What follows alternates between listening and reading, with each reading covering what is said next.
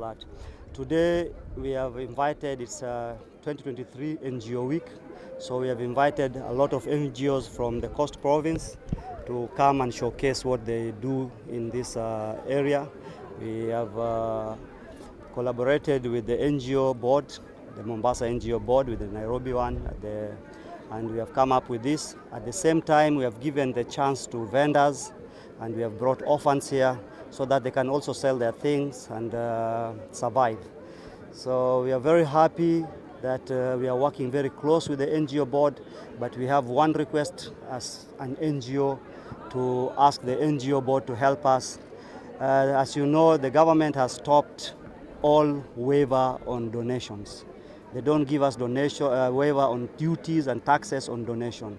We want the NGO board to join hands with us, and we can to go to the government so that the government can at least give some waivers. We have a lot of stuff stuck in Germany, in UK for wheelchairs. We have hospital beds. We have been given a lot. Only last month we brought a whole container. We ended up paying duty. When it reached here, they said the government has suspended any remission on taxes. So this is the only request we have, humble request. Yes. The donation we get from abroad comes in a very long range. So we have the disabled. When we buy these Chinese wheelchairs in Kenya, they last for 3 weeks, 3 months maximum. They're gone.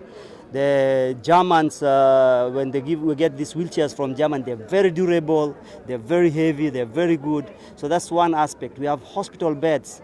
We have people who cannot afford to stay in hospital because the bills are very high. So we always give them hospital bed so that they can be taken care of at home. They bring nurses at home or doctors who come to visit them at home. All that has been given out. We have sanitary pads. This is a very important thing. The girls out in the villages, they miss going to school simply because they cannot afford to buy sanitary pad. We have a supermarket called Vreve in Germany has allowed to give us sanitary pad that can be supplied to more than 50,000 schools per month. But you cannot bring these things because we have to pay tax.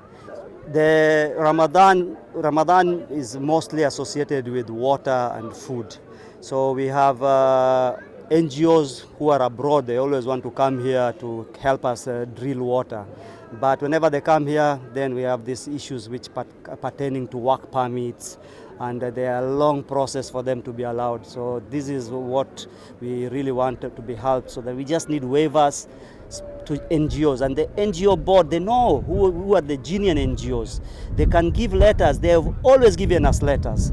They always assist. They know these guys, when we receive, we deliver. We don't sell. We don't do any other businesses with donations.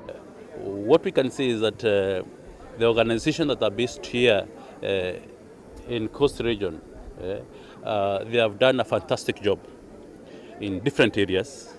We have seen them in support, complementing government in providing health services.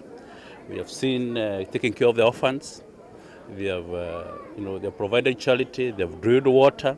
They have provided education, and this has gone a long way to help our people to improve their livelihoods.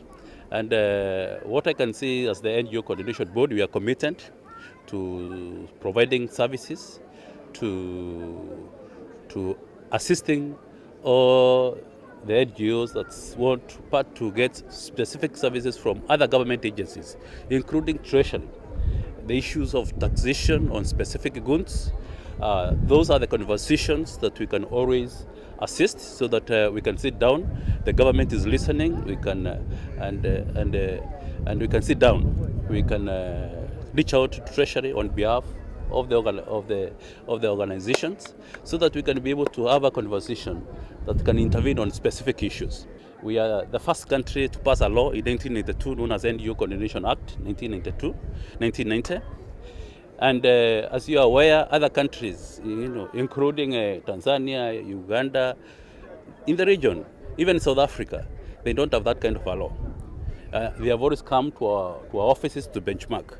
So as a country, we are providing leadership. In 2013, we also passed another law known as Public Benefit Organization Act, which we hope will be operationalized very soon. The government has given a commitment to do that.